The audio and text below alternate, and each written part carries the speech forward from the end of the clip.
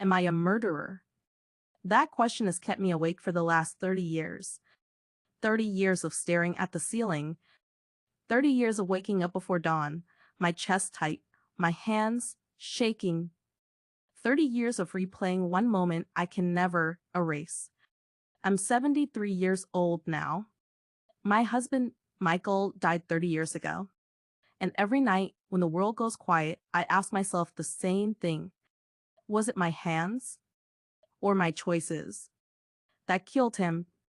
You think cheating is a mistake? Something you apologize for. Something time erases. It doesn't.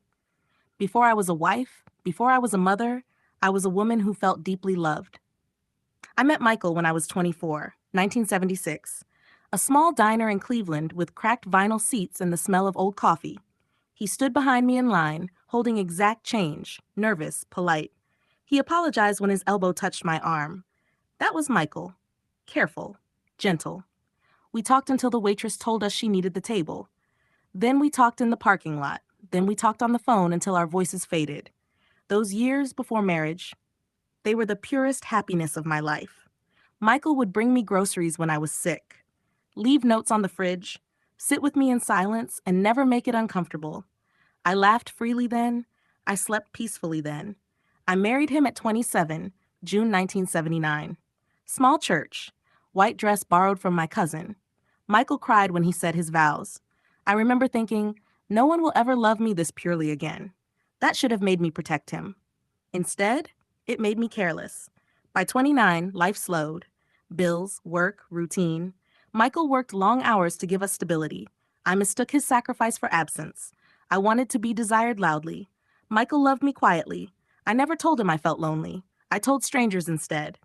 The first affair happened when I was 31, March 1983. His name was David. He worked in finance, sharp suit, smooth words. He told me I was beautiful like it was a discovery. He bought me a red dress.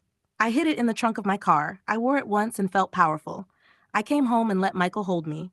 I didn't feel guilt yet. At 32, there was Mark. He made me laugh. We met in hotel rooms during lunch breaks. It felt harmless. At 33, Jason. August 1985. Napa Valley, wine, expensive dinners. Michael thought I was visiting a friend. At 34, Eric. He didn't even pretend to care. He bought me jewelry instead. At 35, Robert, the one who ended everything. By then, cheating wasn't excitement. It was routine. I learned how to lie calmly, how to kiss my husband without trembling, how to erase my tracks. Michael trusted me with his whole heart. That trust is what destroyed him. October 12th, 1989. I was 36. I met Robert for lunch, Italian restaurant. White tablecloths, soft music. I laughed too loud. He leaned in. He kissed me. I hugged him back. And then, silence. That strange feeling when the air shifts. I turned my head. Michael was standing outside the window. Not shouting, not crying, just watching. Our eyes met. That moment has lived inside me for 30 years. Michael didn't come inside. He didn't confront us. He simply walked away. That night, he asked me one question. How long? I stared at the floor. I didn't answer. Michael moved out that night. 3 weeks later, on November 3rd, 1989, he ended his life. 30 years. Since that day, sleep has never returned. I dream of him standing in doorways. Sometimes he says nothing. Sometimes he asks, why wasn't I enough? I wake up soaked in sweat, my heart racing. I had children. They are the only reason I am alive. If I had no children, I would have followed him. That's not drama. That's truth. I stayed alive for them. But I didn't live. I smiled at birthdays with hollow eyes, attended school events numb, watched life happen without feeling it. Luxury tastes like ash. Attention feels disgusting. Love feels dangerous.